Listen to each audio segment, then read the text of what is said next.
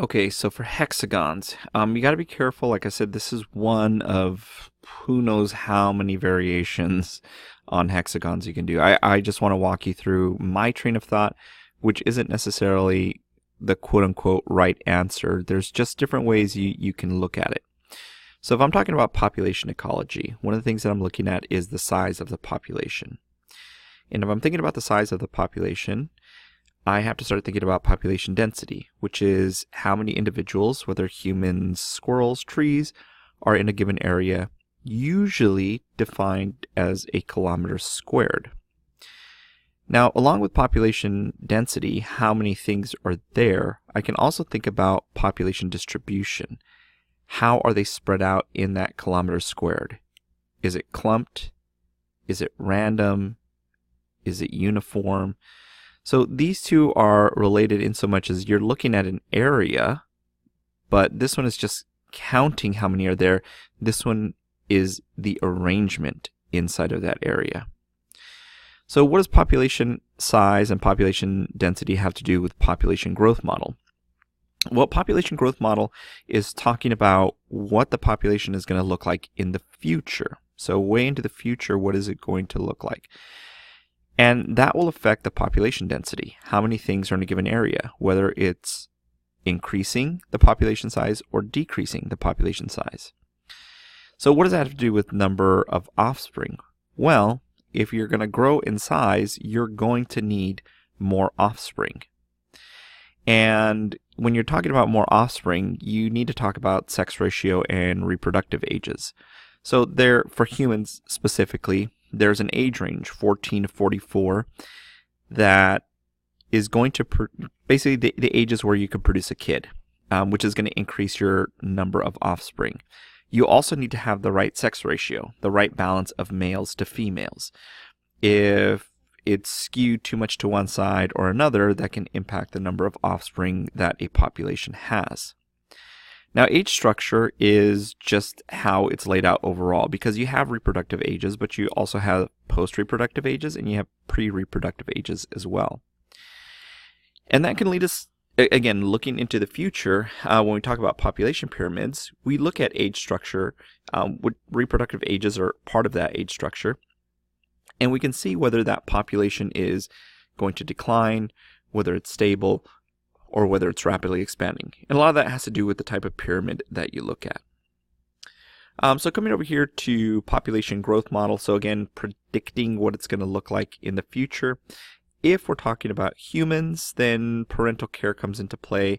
It's basically how much does the parent invest in the child?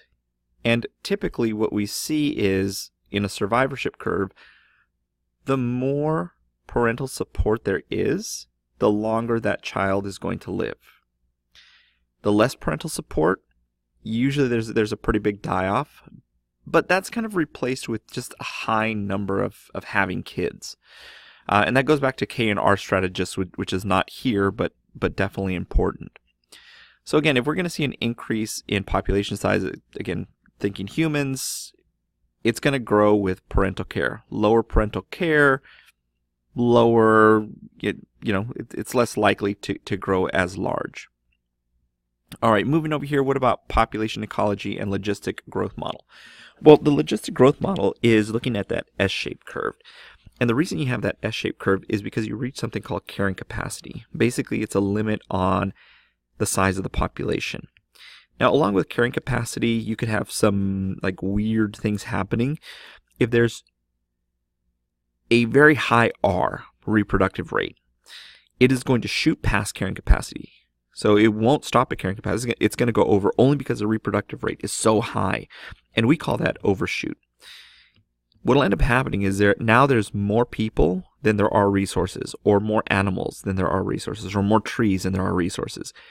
And what will end up happening is die-off. So you're going to have this line go underneath carrying, so this is how it kind of loops back down this way. It's going to go underneath carrying capacity, and now the population is going to be lower than the carrying capacity. Basically, now there's going to be enough resources. So now they can have more kids. If the reproductive rate is high, R, then it's going to overshoot again, die off, and come back down. Sometimes they kind of just level off and it just turns into that S-shaped model where that top line just kind of stays right underneath carrying capacity. And so that has to do with R, the intrinsic growth rate, which is tied to population ecology, because this is looking at the rate at which populations grow in the form of a percent. What does that have to do with limiting resource? Usually the limiting resource is going to control this, so that kind of ties back over to carrying capacity. So if you have less food, less water, it's going to control the rate at which a population will grow. But early on, R is typically high. Like if you look at human population, when we had so many resources, so much space, we grew at a rapid rate, and we call that exponential growth. Usually that looks like a J-shaped curve. And there's a couple things that will also impact growth, which are density dependent and density independent factors. For example, like what can affect exponential growth rate? Well, density dependent factors, things like food, space, water. The more people there are, the more animals there are, the less resources there are, the less likely you're going to have exponential growth. And then you'll kind of drop back over here into logistic growth. There are some cases you're having exponential growth. There's still plenty of resources. There's still plenty of this. There's still plenty of that. And it doesn't matter because the population is going to be impacted by a density independent factor, which has nothing to do with the size of the population. Population is going to be impacted by a meteor, by El Nino, by a hurricane. So those have nothing to do with R or the growth rate.